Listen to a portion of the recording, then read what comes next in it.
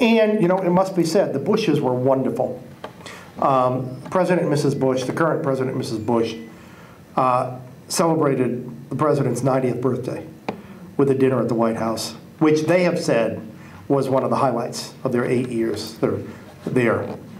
And I also know, I think for a lot of people, the last time they saw President Ford in public was in April of the year 2006.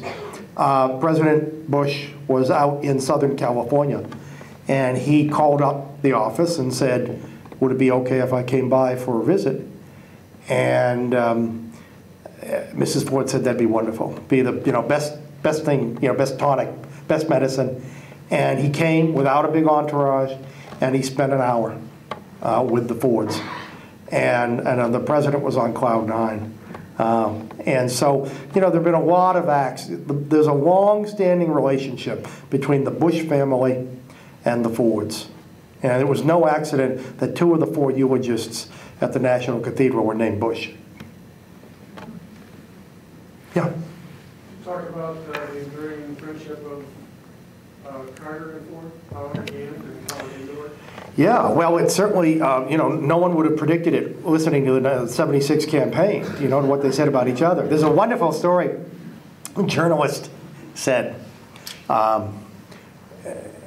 to President Ford, Mr. President, I've noticed that in your speeches, over the last several days, twice you've referred to your predecessor.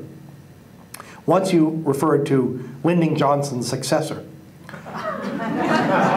He said, are you trying purposefully to avoid using the name of Richard Nixon?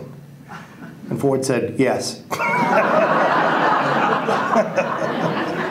Which, needless to say, Jimmy Carter was much less reticent. He kept talking about the Nixon-Ford administration. And, all's fair to love and war and politics.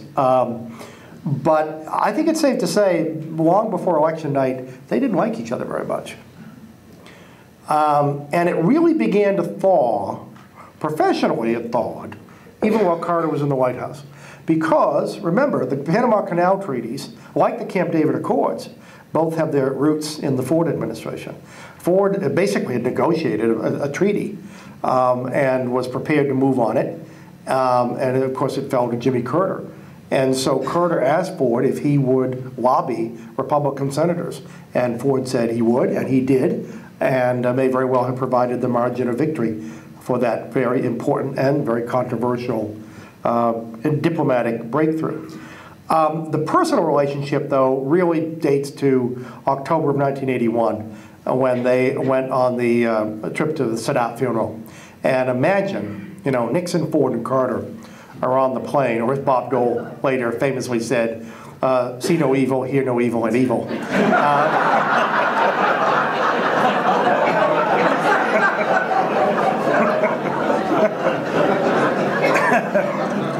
Oh, that Bob Dole. And I think it was an awkward, as you might imagine, an awkward kind of gathering. However, Nixon, after the funeral, didn't return with them. He went off on his own itinerary in the Middle East.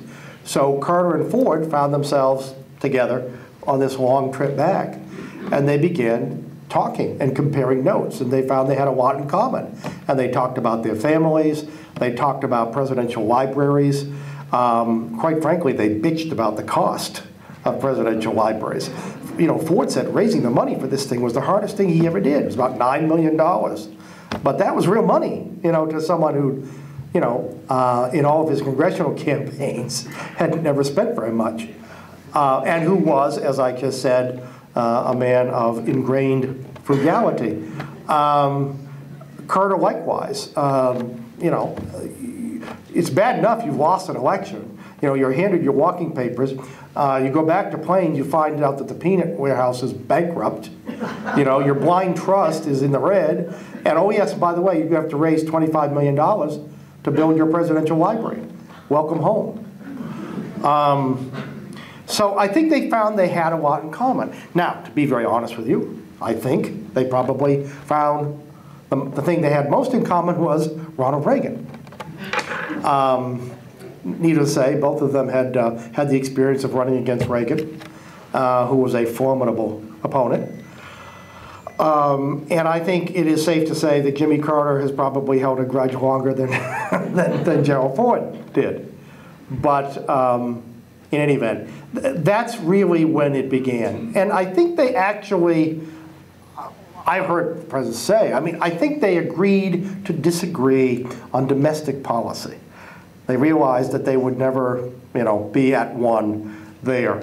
But they also agreed to look for areas and ways that they could work together, particularly on foreign policy. So in fact, on that trip, before they arrived home, they made some news, and they also riled the White House by saying they thought the United States would have to talk to the PLO.